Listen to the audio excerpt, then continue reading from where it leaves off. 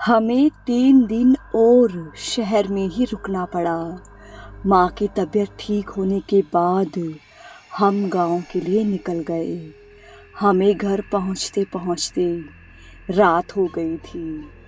हम सब बहुत ज़्यादा थके थे, इसीलिए मैंने सोचा कि कल पारो से मिलने के लिए जाऊंगा और फिर अपने कमरे में आकर लेट गया। गायत्री बोली कि क्या हुआ? मैं बोला कि कुछ नहीं, बस थकावट सी हो गई है। गायत्री बोली कि कोई बात नहीं, फिर आप पारो से मिलने कल चले जाना। मैं बोला कि हाँ, लेकिन कल भी रात में ही जा पाऊँगा। अगर दिन में गया तो कहीं कोई देख ना ले। गायत्री बोली कि फिर कल रात में चले जाना। थोड़ी देर लेटा रहा मैं, लेकिन फिर मैं उठा और जाने लगा। गायत्री बोली कि क्या हुआ? मैं बोला कि मुझसे रहा नहीं जा रहा है, बस मन कर रहा है कि मुझे जाना चाहिए। मुझे पारो से मिलना है और अपने बच्चे को देखना है। अभी तक तो मेरा बच्चा इस दुनिया में आ चुका होगा ना? गायत्री बोली कि हाँ, शायद अभी तक तो बच्चा हो चुका होगा। मैं बोला कि मैं उसे देखना चाहता हूँ। गायत्री बोली कि फिर तो आपको जाकर देखना चाहिए कि पारो और बच्चा ठीक तो हैं। मुझे भी बताना आकर कि बेटा हुआ है या बेटी। मैं बोला कि हाँ, मैं तुम्हें आकर ज़रूर बताऊँगा। फिर हम सब शहर चलेंगे बिना किसी को बताए। गायत्री बोली कि ठीक है, अब आप जाइए, और मैं पारो से मिलने चला गया। मैं बहुत ज़्यादा खुश था, मुझसे रहा ही नहीं जा रहा था। बस जल्दी से जल्दी मैं पारो और अपने बच्चे को देखना चाहता था। जब मैं वहाँ पहुँचा तो मेरे पैरों तले से ज़मीन ही निकल गई। पारो किसी और आदमी की बाहों में थी। देखते ही मेरा दिमाग खराब हो गया। मन किया कि जाकर दोनों की जान ले लूं, वहीं दोनों को मारकर जमीन में दफना दूं। जैसे वो दोनों अलग हुए, मैं थोड़ी आगे गया तो मैंने देखा कि वो कोई और नहीं, मेरा बचपन का दोस्त अमित था। मेरे कदम वहीं रुक गए। पारो और वो दोनों जैसे ही एक दूसरे से अलग हुए तो अमित पारो से बोला कि कुछ पता चला कि छोटे ठाकुर कब शहर से आ रहे हैं? मैं ये सुनकर वहीं रुककर उन दोनों की बातें सुनने लगा। पारो बोली कि पता नहीं कब आएंगे, आप पता करो। अमित बोला कि हाँ, क्यों नहीं।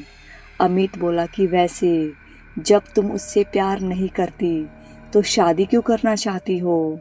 पारो बोली कि एक बात बताओ, तुम तो छोटे ठाकुर के बचपन के दोस्त हो, तो तुम क्यों उन्हें धोखा दे रहे हो? अमित बोला कि क्या करूं, तुम उसी दिन पसंद आ गई थी जब तुम गौरव को जंगल से बाहर छोड़ने आई थी।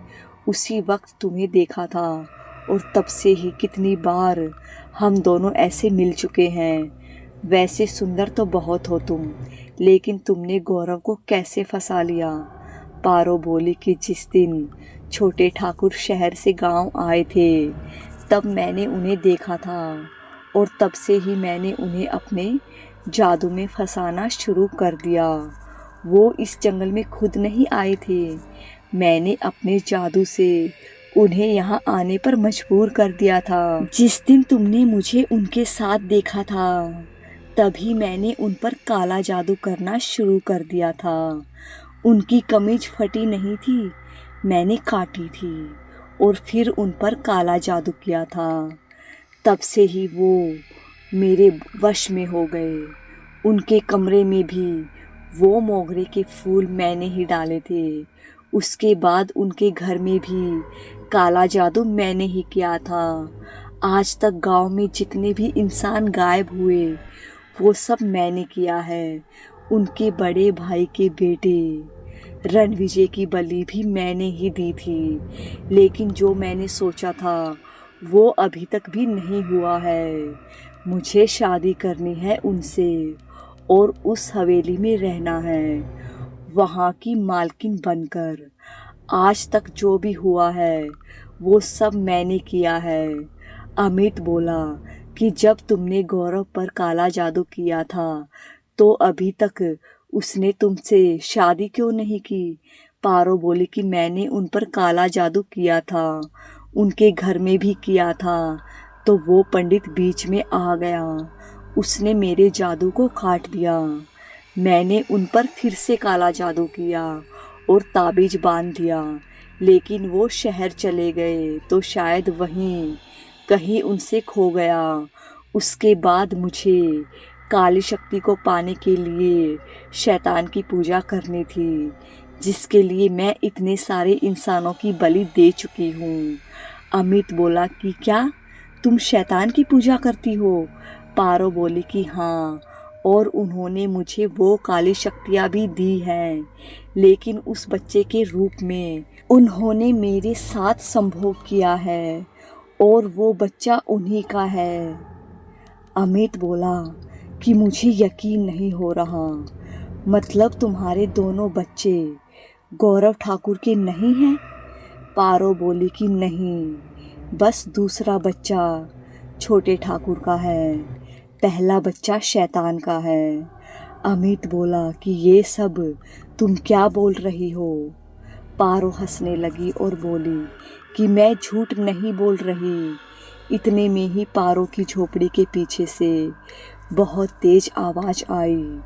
पारो और अमित उसी तरफ चले गए। मैं भी उनसे छुपते हुए उनके पीछे चला गया। वहां जाकर देखा तो वो बच्चा एक हिरन के बच्चे को अपने हाथों में पकड़े हुए था और वो बच्चा खुद को छुड़ाने की कोशिश कर रहा था। इतनी देर में ही उस बच्चे ने हिरन के बच्चे के सर को उसके धड़ से अलग कर दिया और उसका खून पीने लगा। अमित ये सब देखकर डर गया और बोला कि ये सब क्या है? मतलब तुम जो भी बोल रही थी वो सब सच है? पारो बोली कि हाँ, ये शैतान का बेटा है और जैसे जैसे ये बड़ा होता जाएगा इसकी शक्तियाँ भी बढ़ती जाएंगी। दोस्तों, जो भी इस कहानी को सुन रहा है, ये कहानी आगे और ज़्यादा भयानक होने वाली है। इस कहानी को आगे सुनने के लिए चैनल को सब्सक्राइब और बेल आइकन पे प्रेस ज़रूर कर दीजिएगा।